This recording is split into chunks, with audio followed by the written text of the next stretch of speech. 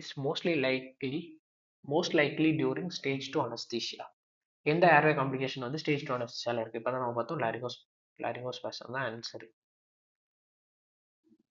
லாரிங்கோஸ்பாசம் தான் இதுக்கூட ஆன்சர். ஓகேவா?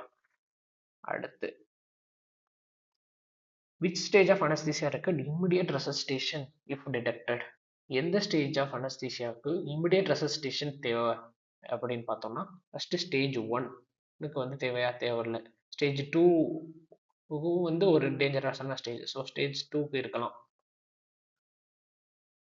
ஸ்டேஜ் 1க்கு அனஸ்தீசியா அதுக்கெல்லாம் தேவைப்படாது இமிடியேட் ரெசஸ்டேஷன். அதில் எந்த காம்ப்ளிகேஷனும் இருக்காது. ஸ்டேஜ் 2 வந்து ஒன் ஆஃப் தி கிரிட்டிக்கலான ஸ்டேஜ். ஸோ அதனால நம்ம ஸ்டேஜ் 2 வச்சுக்கலாம். அடுத்து ஸ்டேஜ் 3 பிளேன் 1 அப்படிங்கிறது நம்மளுக்கு கண்ட்ரோலில் தான் வந்துடும். அதனால அதுக்கும் ரெசிஸ்டேஷன் தேவையில்லை. ஸ்டேஜ் 4 வந்து ஓவர்டோஸ். இதுக்கும் வந்து என்ன தேவை? ரெசிஸ்டேஷன் தேவை.